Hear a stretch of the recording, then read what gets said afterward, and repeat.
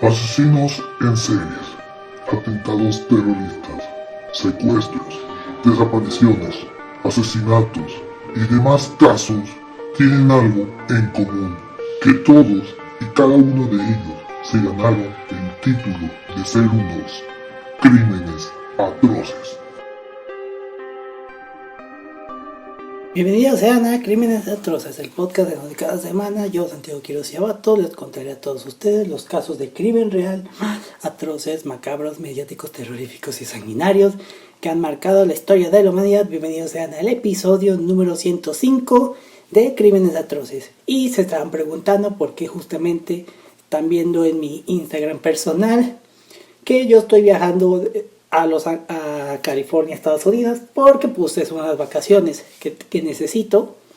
Pero por eso es que hoy, que es domingo, que es el domingo que son los Óscares, y del episodio pasado pues no lo grabé ese domingo. Estoy grabando otro domingo, lo grabé un jueves en febrero, para que pues hacer los episodios más posibles para poder descansar y pues no tener que llevarme trabajo a mis vacaciones.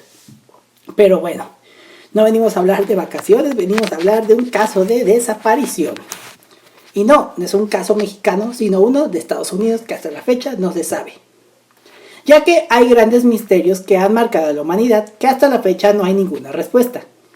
Desde la desaparición de Amelia Earhart hasta la identidad del asesino del Zodíaco. También diría que la identidad de Jack el Destripador, aunque dicen que ya está descubierta. Pero hay una desaparición que hoy en día es la pregunta más grande de todo Estados Unidos. Este es el caso de la desaparición de Jimmy Hoffa, uno de los casos más grandes de la historia estadounidense y que ha sido parte de la cultura popular. Pero como siempre, vamos por el principio. James Riddle Hoffa, mejor conocido como Jimmy, nació el 14 de febrero, un día de San Valentín, de 1913 en Brasil, Indiana, Estados Unidos. Fue hijo de John y Viola Hoffa. Su padre era de descendencia alemana, de lo que ahora se conoce como los holandeses de Pensilvania, y murió en 1920 de una enfermedad pulmonar cuando Hoffa tenía tan solo 7 años. Su madre era de ascendencia irlandesa. La familia se mudó a Detroit en 1924, donde Hoffa se crió y vivió el resto de su vida. Dejó la escuela a los 14 años y comenzó a trabajar en trabajos manuales a tiempo completo para ayudar a mantener a su familia. Hoffa se casó con Josephine Posiłak, una trabajadora de lavandería de Detroit de 18 años de ascendencia polaca en Bowling Green, Ohio, el 25 de septiembre de 1937. La pareja se había conocido 6 meses antes durante una huelga de trabajadores de lavandería no sindicalizados. Tuvieron 2 hijos, una hija llamada Barbara Ann Kranzer y un hijo, James P. Hoffman. Los Hoffman pagaron $6,800 en 1939 para una casa modesta en el noroeste de Detroit. La familia más tarde fue propietaria de una sencilla cabaña de verano frente al lago en Orion Township, Michigan, al norte de Detroit. Hoffa comenzó a trabajar en la organización sindical a nivel de base cuando era adolescente. A través de su trabajo en una cadena de supermercados que pagaba salarios inferiores a los estándares y ofrecía malas condiciones de trabajo con una mínima seguridad laboral, los trabajadores estaban descontentos con esta situación e intentaron organizar un sindicato para mejorar sus salarios. Aunque Hoffa era joven, su coraje y accesibilidad en ese papel impresionaron a sus compañeros de trabajo y ascendió a una posición de liderazgo. En 1932, después de negarse a trabajar para un capataz de turno abusivo, Hoffa dejó la cadena de supermercados en parte debido a sus actividades sindicales. Luego fue invitado a convertirse en organizador local 299 de los Teamsters de Detroit. Ahora, los Teamsters, fundados en 1903, contaban con 75,000 miembros en 1933. Como resultado del trabajo de Hoffa con otros líderes sindicales, consolidó los grupos sindicales locales de camioneros en secciones regionales y luego en un organismo nacional que Hoffa finalmente completó en 2 décadas. La membresía aumentó a 170,000 miembros en 1933 y 3 años más tarde a 420,000. El número creció de manera constante durante la Segunda Guerra Mundial y en el auge de la posguerra hasta llegar a 1,000,000 de miembros en 1951.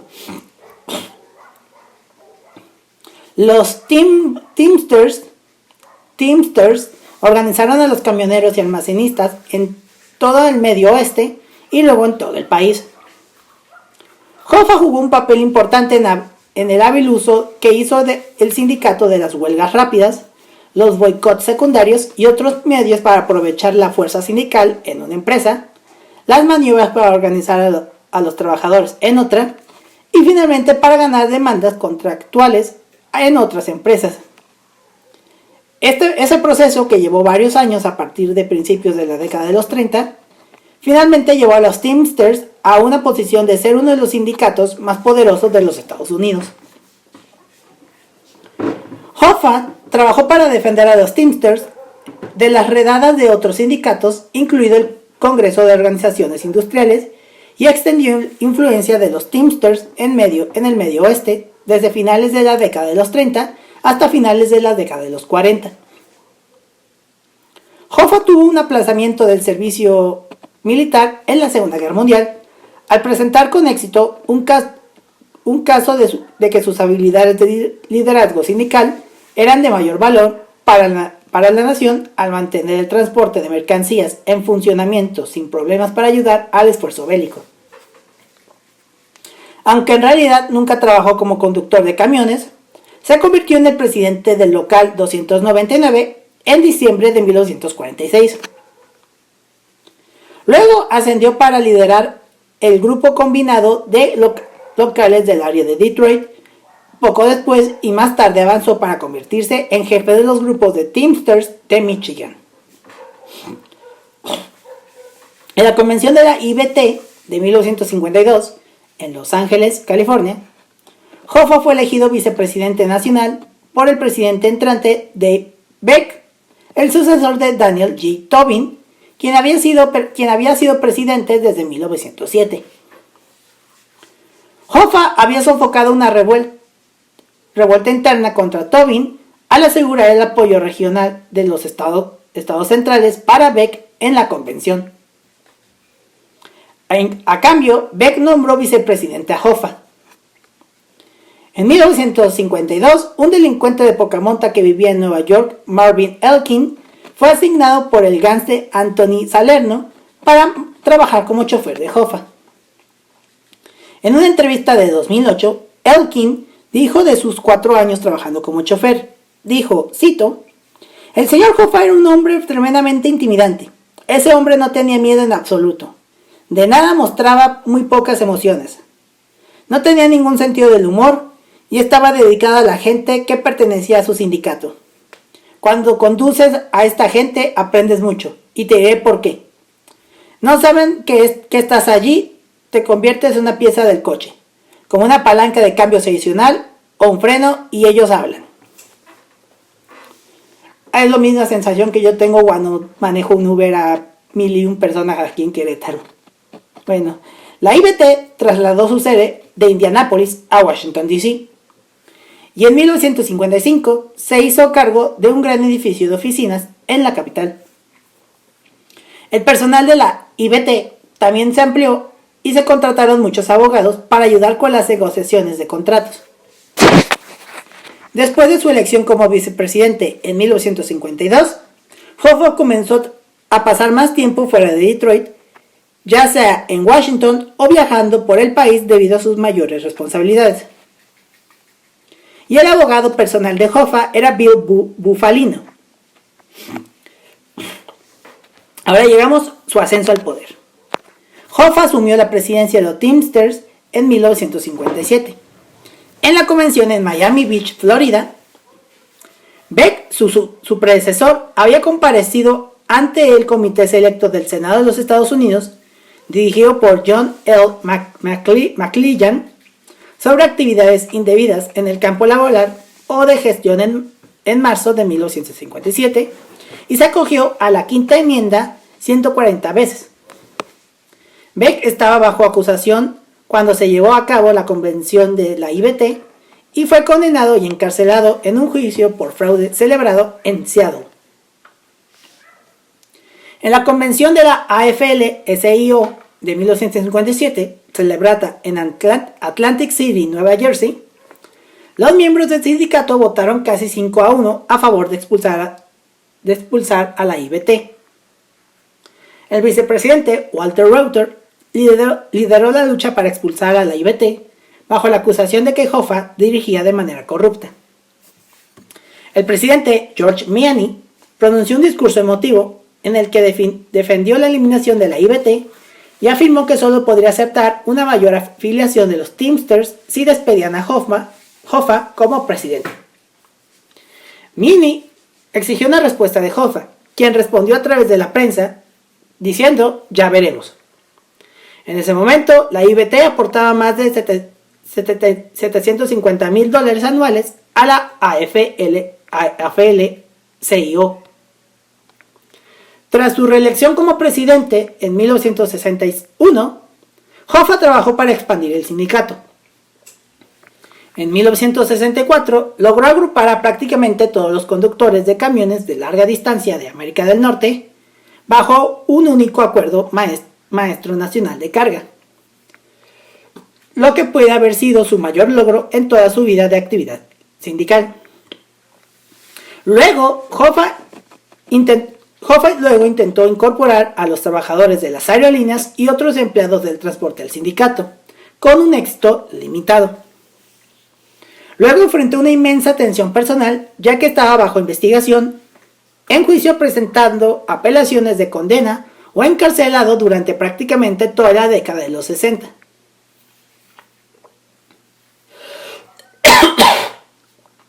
Hoffa fue reelegido sin oposición para un tercer mandato de 5 años como presidente de la IBT. A pesar de haber sido condenado por manipulación del jurado y fraude postal en veredictos judiciales que fueron suspendidos a la espera de su revisión en apelación. Los delegados en Miami Beach también eligieron a Frank Fitzsimmons como primer vicepresidente, que se convertiría en presidente si Hoffa tiene que cumplir una pena de prisión. Ahora bien, Hoffa enfrentó importantes investigaciones criminales en 1957, como resultado del comité McClellan. El 14 de marzo de 1957, Hoffa fue arrestado por presuntamente intentar sobornar a un asistente del comité selecto. Hoffa negó los cargos y luego fue absuelto. Pero el arresto desencadenó investigaciones adicionales y más arrestos y acusaciones durante las semanas siguientes. Cuando John F. Kennedy fue elegido presidente en 1960, nombró a su hermano menor, Robert Kennedy, como fiscal general. Robert Kennedy se había visto frustrado en intentos anteriores de condenar a Hoffa.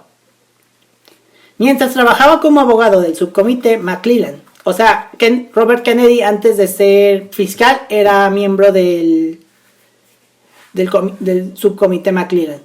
Bueno, ya como fiscal general a partir de 1961, persiguió un fuerte ataque al crimen organizado y continuó con un llamado a escuadrón Atrapen a Hoffa, de fiscales e investigadores.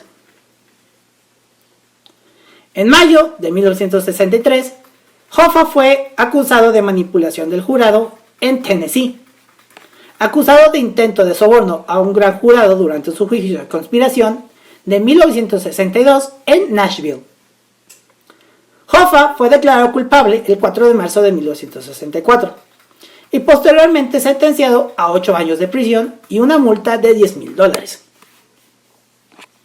Mientras estaba en libertad bajo fianza durante su apelación, Hoffa fue declarado culpable en un segundo juicio celebrado en Chicago el 26 de julio de 1964, por un cargo de conspiración y 3 cargos de fraude postal y electrónico por uso indebido del fondo de pensiones de los Teamsters y sentenciado a 5 años de prisión.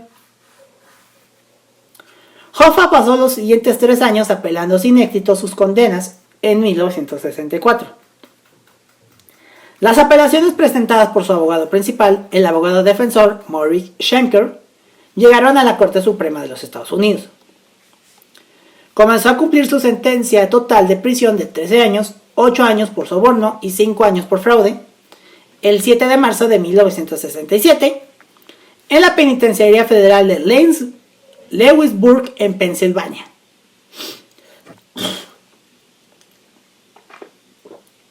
Cuando Hoffa entró en prisión, Frank Fitzsimmons fue nombrado presidente interno del sindicato.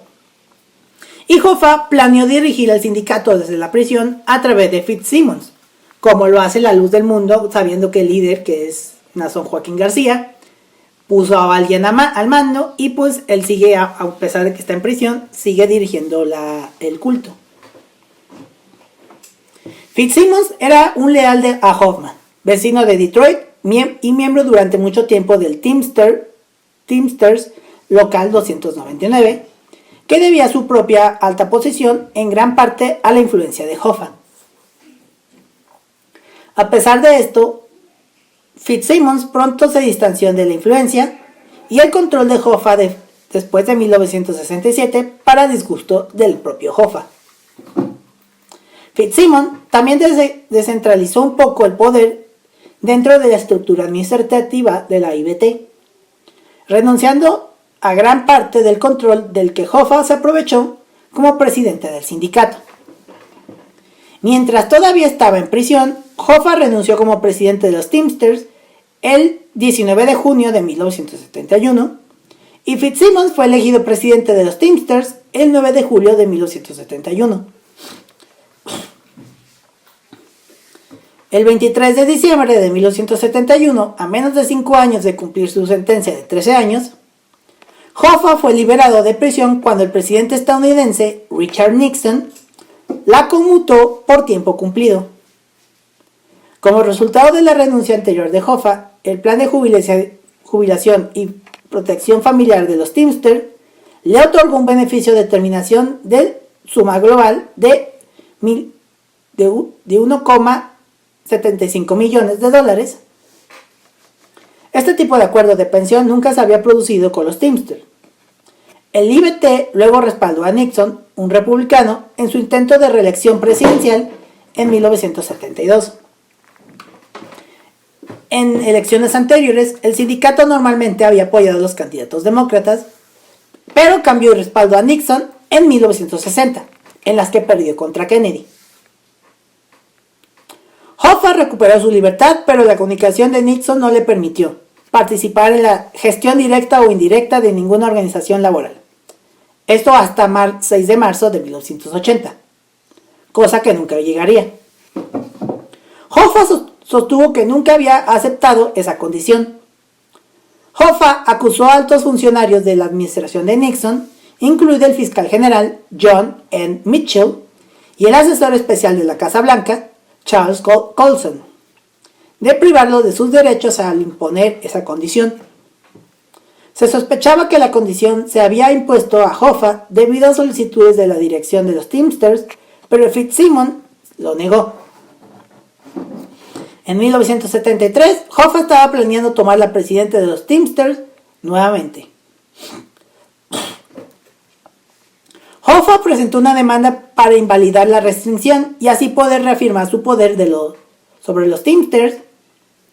John Dean, ex abogado de la Casa Blanca de Nixon, estuvo entre los llamados a declarar en los procedimientos judiciales de 1974.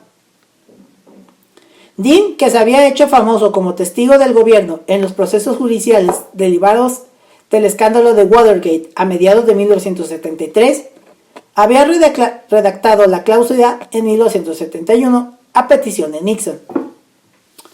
Hoffa finalmente perdió su batalla judicial, ya que el tribunal dictaminó que Nixon había actuado dentro de sus poderes al imponer la restricción, ya que se había basado en la mala conducta de Hoffa mientras se desempeñaba como funcionario de los Teamsters. Hoffa se enfrentó a una inmensa resistencia a su establecimiento del poder desde muchos sectores, y había perdido gran parte de su apoyo anterior, incluso en el área de Detroit. Como resultado, tenía la intención de comenzar su regreso a nivel local en el local 299 en Detroit, donde mantuvo cierta influencia. En 1975, Hoffa estaba trabajando en una autobiografía llamada Hoffa The Real Story, que se publicó unos meses después de su desaparición. Anteriormente había publicado un libro llamado The Trials of Jimmy Hoffa en 1970. En el momento de su muerte, según se dice que murió, Hoffa vivía con su familia en su casa de verano en el pueblo de Lake Orion, que estaba a media hora en coche del restaurante donde fue visto por última vez. Su casa estaba ubicada en un terreno boscoso de varios acres en Squirrel Lake. La propiedad tenía una casa de más de 2.500 pies cuadrados, así como dependencias. Los planes de Hoffa de recuperar el liderazgo del sindicato se encontraron con la oposición de varios miembros de la mafia. Uno de ellos era Anthony Provenzano, que había sido líder local de los Teamsters en Nueva Jersey y vicepresidente nacional del sindicato durante el segundo mandato de Hoffa como presidente. Provenzano era un caporegime de la familia criminal Genovese de la ciudad de Nueva York. Al menos dos de los oponentes sindicales de Provenzano habían sido asesinados, y otros se habían pronunciado en su contra, habían sido agredidos. Provenzano había sido alguna vez amigo de Hoffa, pero se convirtió en un enemigo después de tener una supuesta disputa cuando ambos estaban en la prisión federal de Lewisburg, Pensilvania, en la década de los 60. En 1973 y 74, Hoffa le pidió su apoyo para recuperar su antiguo puesto, pero Provenzano se negó y amenazó a Hoffa diciendo que, según se informa, le arrancaría las tripas y secuestraría a sus nietos. Otras figuras de la mafia que se involucraron fueron Anthony Giacalone, un supuesto capo de la mafia de Detroit, y su hermano menor, Vito. El FBI cree que estaban posicionados como mediadores entre Hoffa y Provenzano. Los hermanos habían hecho 3 visitas a la casa de Hoffa en Lake Orion y una de las oficinas legales del Guardian Building. Su propósito declarado al reunirse con Hoffa era organizar una reunión de paz entre Provenzano y Hoffa. El hijo de Hoffa, James, dijo: "Papá estaba presionado tanto para volver al cargo que cada vez tenía más miedo de que la mafia hiciera algo al respecto". James estaba convencido de que la reunión de paz era un pretexto para que Giancarlone preparara a su papá para un asesinato, ya que Hoffa se había mostrado cada vez más incómodo cada vez que llegaban los hermanos Giancarlone. Ahora veamos con la desaparición, ya que Hoffa desapareció el 30 de julio de 1975, después de haber asistido a una reunión con Provenzano y Giacalone. La reunión debía tener lugar a las 2 de la tarde en el restaurante Marcus Redford's en Bloomfield Township, un suburbio de Detroit. Hoffa conocía el lugar, ya que había sido el sitio de la recepción de la boda de su hijo James. Hoffa escribió las iniciales de Giacalone y la hora y el lugar de la reunión en el calendario de su oficina. Decía TG 2 PM Red Fox. TG pues era Giacalone, 2 PM y Red Fox el restaurante. Hoffa salió de su casa en Lake Orion a la 1:15 de la tarde. Antes de dirigirse al restaurante, se detuvo en la oficina de Pontiac de su amigo íntimo Louis Liteau, expresidente de los Teamsters local 614, que ahora dirigía un servicio de limusinas. Liteau y Hoffa habían sido enemigos al principio de sus carreras, pero finalmente se hicieron amigos. Cuando Hoffa salió de prisión, Liteinau también se había convertido en el secretario de nombramientos no oficiales de Hoffa y organizó una cena de trabajo entre Hoffa y los hermanos Giacalone el 26 de julio, en la que le habían informado de la reunión del 30 de julio. Liteinau había salido a almorzar cuando Hoffa pasó por allí. Así que Hoffa habló con alguno de los miembros del personal presentes y le dejó un mensaje a Liteinau antes de marcharse al Marcus Red Fox.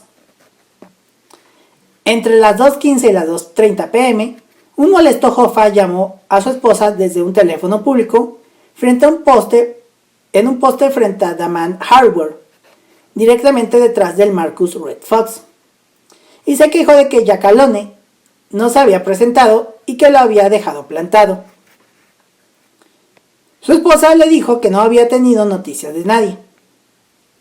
Él le dijo que estaría en casa en Lake Orion a las 4 pm para asar filetes para cenar, cosa que nunca pasó.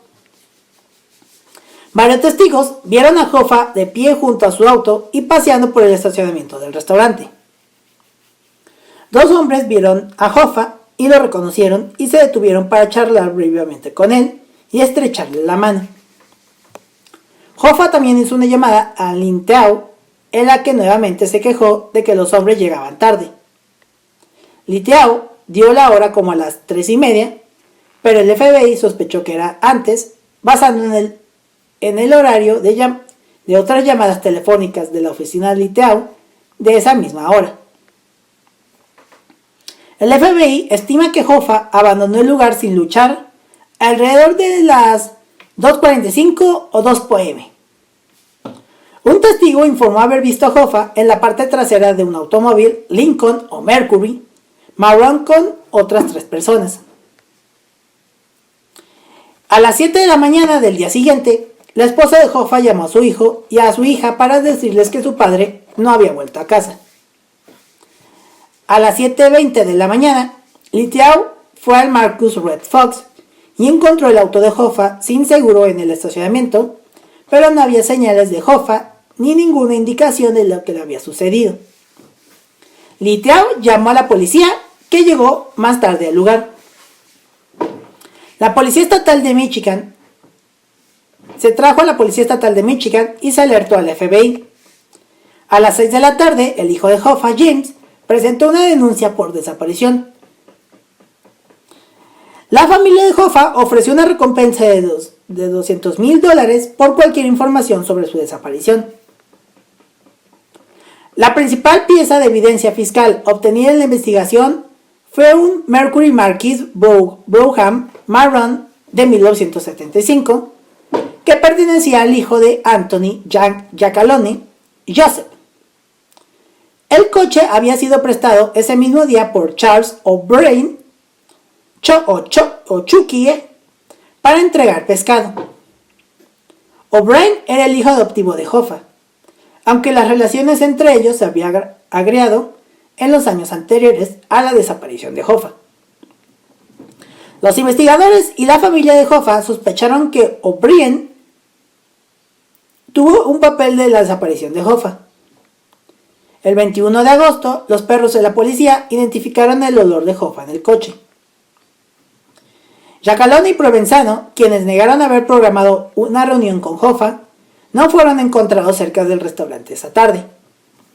Según el Times, Provenzano fue visto fraternizando con miembros del sindicato local en Hockenheim, aunque Provenzano dijo a los investigadores que estaba jugando a las cartas con Stefan Adretta, el hermano de Thomas Adretta, en Union City, Nueva Jersey, el día que Hoffa desapareció. A pesar de la extensa vigilancia y las escuchas, los investigadores encontraron que los miembros de la mafia generalmente no estaban dispuestos a hablar sobre la desaparición de Hoffa, incluso en privado.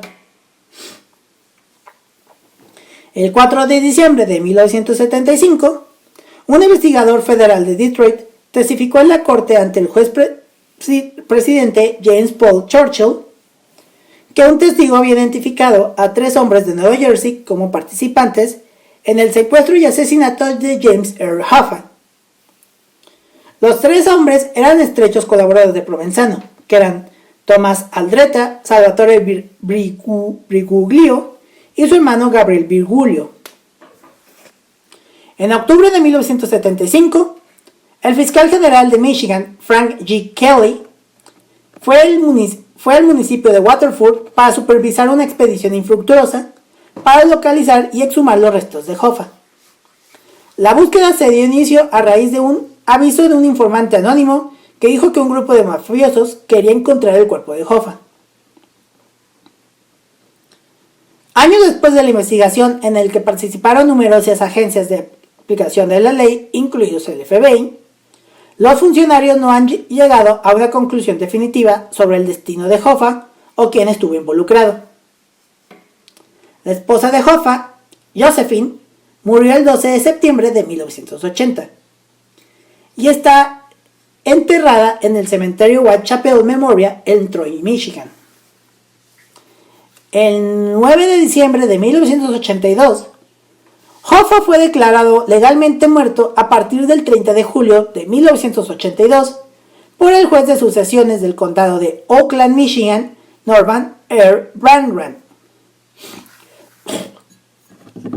En 1989, Kenneth Walton, el agente a cargo de las oficinas del FBI en Detroit, dijo a The Detroit News que sabía lo que le había sucedido a Hoffa. Dijo, cito, «Estoy tranquilo porque sé quién lo hizo, pero nunca se va a procesar a nadie porque tendríamos que revelar informantes, fuentes confidenciales». En 2001, el FBI comparó el ADN del cabello de Hoffa tomando de un cepillo con un mechón de cabello encontrado en el coche de Joseph Giacalone, pero es posible que Hoffa hubiera viajado en el coche un día diferente. El 16 de junio del 2006, el Detroit Free Press publicó el Memorándum de Hoffex completo, un informe de 56 páginas preparado por el FBI para una reunión informativa sobre el caso en enero de 1976 en la sede del FBI en Washington. Aunque no afirma de manera concluyente establecer los detalles de su desaparición, el memorando registra la creencia de que Hoffa fue asesinado a instancias de figuras del crimen organizado, que consideraban sus esfuerzos para recuperar el poder de los Teamsters como una amenaza a su control del fondo de pensiones del sindicato. En el memorando de Hoffex, que concluía, basados en pruebas, que Chucky O'Brien, a quienes los investigadores del FBI describieron como un mentiroso habitual, conducía el Mercury marrón de 1975 de Joseph Giacalone con matrícula TMS 416 el día de la desaparición y que Hoffa estaba sentado en el asiento trasero derecho del coche. Los perros policías localizaron su olor corporal y se recuperó un mechón de su pelo del asiento trasero. Se incautó una escopeta calibre 12 de acción de bombeo del maletero del automóvil y se encontraron numerosas balas calibre 22 y 38 en la guantera. En 2021, hace ya unos años, todavía se realizaban excavaciones periódicas en el área de Detroit en busca del cuerpo de Hoffa. Pero una teoría común entre los expertos es que el cuerpo fue incinerado. Existe un amplio consenso entre los historiadores e investigadores del delito en el sentido de que Hoffa fue asesinado por orden de sus enemigos de la mafia. Sin embargo, los detalles clave siguen siendo desconocidos o no se pueden probar, y esto ha asegurado que nunca se haya acusado a nadie en relación al caso. Al analizar los posibles motivos, tanto el memorándum de Hoffex de 1976 como los estudios previos a su publicación se centran en la oposición de la mafia a los planes de Hoffa de recuperar el liderazgo de los Teamsters y la amenaza que Hoffa presentaba para el control de la mafia sobre el fondo de pensiones del sindicato. El memorándum de Hoffex señaló que Provenzano no tenía la suficiente autoridad para ordenar un asesinato de la mafia, aunque no descartó la posibilidad de que su venganza personal o la otra persona contra Hoffa fuera un motivo. Scott Bernstein, un historiador del delito y periodista, argumentó en 2019 que el papel de Provenzano en todo el caso se limitó a actuar como señuelo. Dan Moldea mencionó la posibilidad de que Hoffa hubiera tomado represalias contra sus oponentes de la mafia al cooperar con las investigaciones en su contra. El memorando de Hofex incluye esto como una posible motivación. Vincent Piersante, el ex investigador jefe del gobierno estatal en el caso Hoffa, dudaba de que Hoffa pudiera haber amenazado seriamente a la mafia de esta manera, ya que cualquier información incriminatoria que él conociera lo habría incriminado a él mismo o se refería a delitos que estaban fuera del plazo de prescripción. Piersante sugirió que el asesinato fue accidental y que los hombres que fueron enviados a encontrarse con Hoffa solo tenían la intención de ser mensajeros de nivel insultante bajo. Argumentó que Hoffa no tenía perspectivas realistas de volver, que la desaparición no compartía las características habituales de un asesinato de la mafia y que corría el riesgo de alentar la acción contra el crimen organizado, como de hecho sucedió. Esta teoría no tuvo una amplia aceptación entre los criminólogos. En su libro Hoffa de 1961, Arthur A. Sloane dijo que la teoría más común de los investigadores del FBI era que Russell Bufalino era el jefe de la mafia que ordenó el asesinato y Salvatore Briguglio, o Sally Bugs como se le conocía, su hermano Gabriel Briguglio, Thomas Andretta y Charles Chucky O'Brien eran los hombres que engañaron a Hoffa para que fuese al restaurante. Para que se fuera del restaurante, perdón. La teoría es que O'Brien fue utilizado como un tonto involuntario para atraer a Hoffa, porque Hoffa sospechaba de Provenzano y no había entrado en el coche a menos que hubiera una figura familiar presente. Se ha especulado que O'Brien recogió a Hoffa en el aparcamiento del Marcus Red Fox y que Hoffa fue asesinado en el coche o conducido a un lugar no especificado para ser asesinado. Kate Corbett, un ex fiscal de los Estados Unidos, ha sugerido desde entonces que O'Brien habría sido considerado demasiado fiable como para confiarle un papel en un asesinato de alto perfil. En cambio, sugirió que Vito Giacalone, o Billy, era la figura familiar. También se desconoce la ubicación del asesinato, pero cualquier violencia en el estacionamiento del restaurante fácilmente hubiera traído testigos. Por lo tanto, el memo de Hofex sospecha que Hoffa fue atraído a un lugar de asesinato diferente. James Bucellato, profesor de Criminología y Justicia Penal de la Universidad del Norte de Arizona, sugirió en el año 2017 que era probable que Hoffa fuera asesinado a una milla del restaurante de la casa Carlo Licata, el hijo del mafioso Nicky Licata.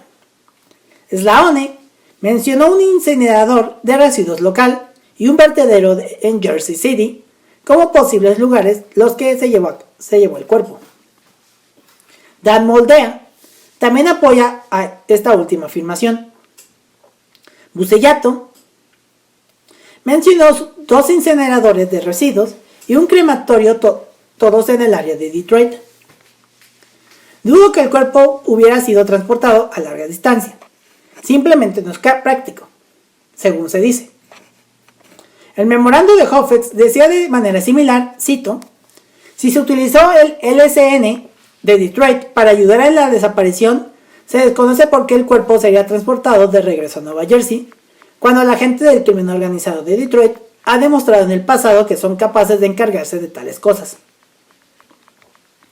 En el libro I Heard You Paint Houses, Frank the Irishman Sheeran and the Closing of the Case of Jimmy Hoffa del 2004, el autor Charles Brandt escribe que Frank Sheeran, un supuesto asesino profesional de la mafia y amigo de Hoffa desde hace mucho tiempo, confesó haberlo matado.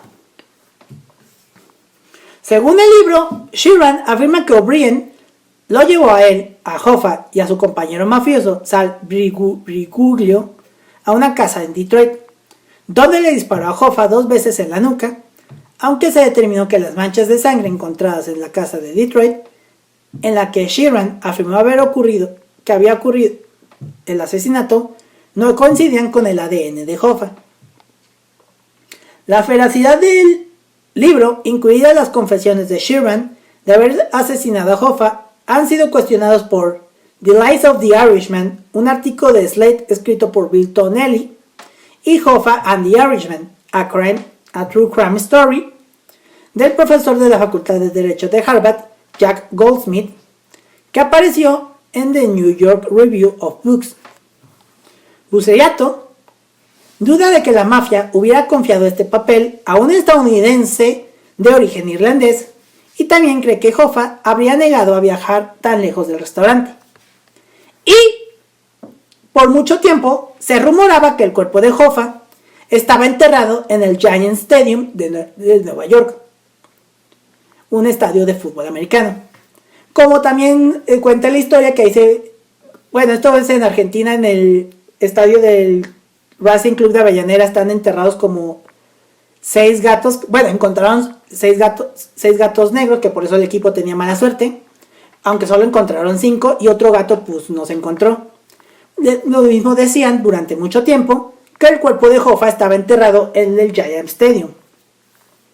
Aunque en un episodio de 2004 del programa Mythbusters de Discovery Channel, en el episodio The Hunt of Hoffa, que ese programa es buenísimo, el de los cazadores de mitos, se escanearon con un radar de penetración terrestre los lugares del estadio en los que se rumoreaba que Hoffa estaba enterrado. Se pretendía revelar si alguna perturbación indicaba que estaba enterrado un cuerpo humano allí, pero no se encontró ningún rastro de restos humanos.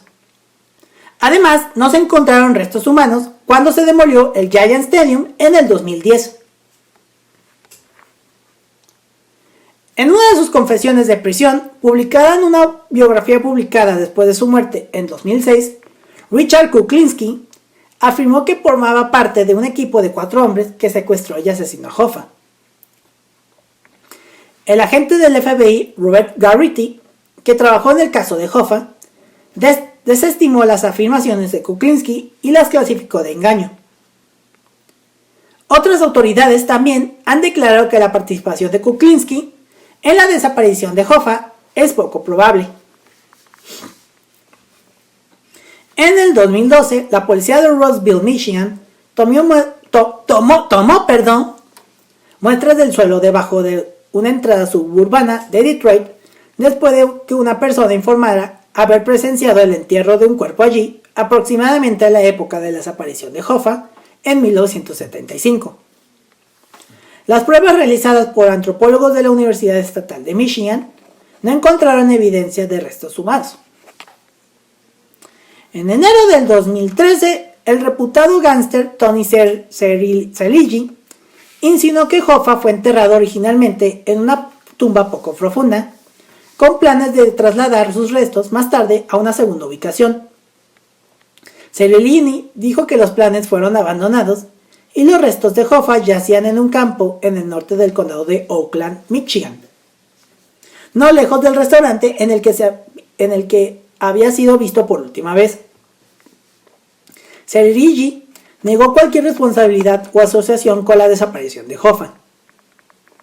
Cerigi, el 17 de junio del 2013, investigando por la información de Cerigi, el FBI fue llevado a una propiedad en Oakland Township, en el norte del condado de Oakland, que era propiedad del jefe de la mafia de Detroit, Jack Tocco.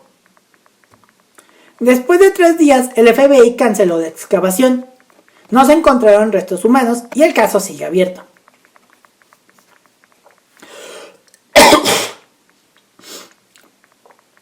El FBI nombró como sospechosos a Thomas Andretta, que murió en 2019, y a su hermano Steven, que supuestamente murió de cáncer en el 2000.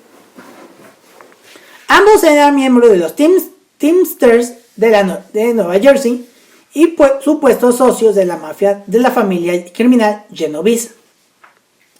El FBI clasificó a Thomas Andretta como un socio de confianza de Anthony Provenzano y se dice que estuvo involucrado en la desaparición de Hoffa. En una entrevista de abril del 2019, con DJ Black, el ex capo de la familia criminal Colombo, Michael Francis, declaró que estaba seguro de que la desaparición de Hoffa había estado relacionado con la mafia.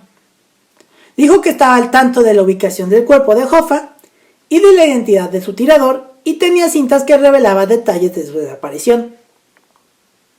Cuando se le presionó para obtener información sobre el cuerpo de Hoffa, Francis dijo, cito, «Puedo decirles que está mojado, eso seguro, y con buena información. Nuevamente creo que sé quién fue el verdadero tirador. Todavía está vivo hoy en prisión». En una entrevista de 2018 con Value Entertainment, Francese también hace la afirmación de que está mojado y agrega que es profundo. También afirma que tiene en su poder una cinta grabada que explica todo y podría publicarla en una fecha posterior. En una declaración en su lecho de muerte, un trabajador del vertedero afirmó haber enterrado el cuerpo de Hoffa en un tambo de acero a 15 pies debajo de la superficie de un vertedero debajo de Pulaski Skyway en Jersey City, Nueva Jersey. En octubre de 2021, el FBI obtuvo una orden judicial y completó un estudio del sitio del vertedero. En julio del 2022, el FBI anunció que no se descubrió nada del valor probatorio en el estudio. El legado de Hoffa sigue siendo controvertido. Arthur Sloane escribió, cito, «Para muchos Hoffa era una especie de Al Capone moderno. Para otros fue enormemente exitoso en mejorar las condiciones laborales de sus electores camioneros». En el 2023, la Oficina Histórica de Indiana, la Sociedad de Historia del Condado de Clay y la Hermandad Internacional de Camioneros erigieron un marcador histórico en su estado natal de Indiana. Hoffa ha sido representado en el cine y ha sido tema de la cultura popular en Estados Unidos. En el cine y la televisión ha sido representado por Robert Blake en una miniserie llamada Blood Feud en 1983, por Tom Bosley en la historia de Jesse Owens, que fue una película para televisión en 1984, por Terry Wilson en la miniserie de televisión Robert Kennedy y su época en 1985, por Jack Nicholson en la película Hoffa de 1992, por Thomas Wagner en la película para la televisión Marilyn y Bobby, su última aventura en 1993, y la última vez fue por Al Pacino en la película del irlandés de 2019. En la película Fist de 1978, Sylvester Stallone interpreta a Johnny Kovac, un personaje basado en Hoffa.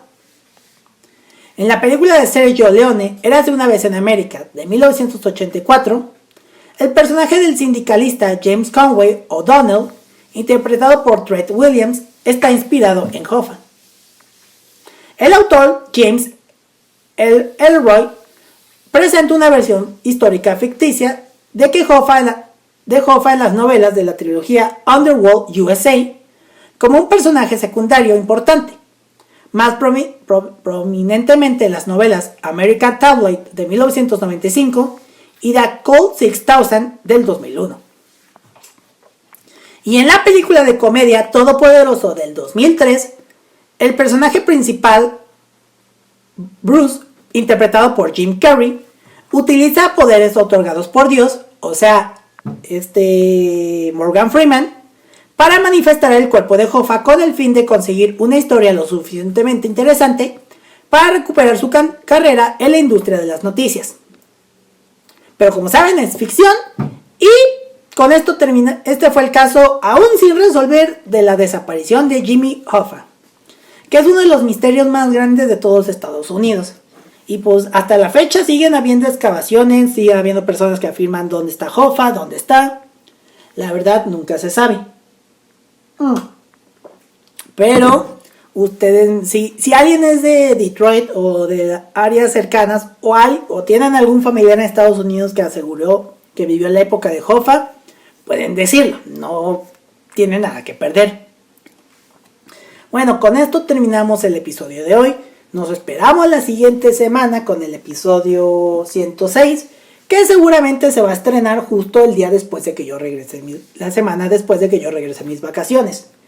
Ese episodio también se va a grabar la semana antes de que nos vayamos de vacaciones para poder tener los episodios listos y que ustedes los puedan disfrutar. Y síganos en redes sociales. Estamos en Instagram como @crimenesatrocespodcast y en Twitter como @crimenesatroces. Y a mí me pueden encontrar en Twitter como @santqs99 y también en Instagram como @santqs99. Síganme más en mi Twitter porque ahí estoy reposteando cosas que hace el presidente, las cosas que hacen los seguidores y el presidente del norte de Estados Unidos. Bueno, más bien Estados Unidos. Síganme ahí en Twitter. Bueno, con esto nos despedimos. Nos vemos y nos escuchamos la próxima semana. Hasta la próxima. Muchas gracias. Asesinos en series, atentados terroristas, secuestros, desapariciones, asesinatos y demás casos tienen algo en común, que todos y cada uno de ellos se ganaron el título de ser unos crímenes atroces.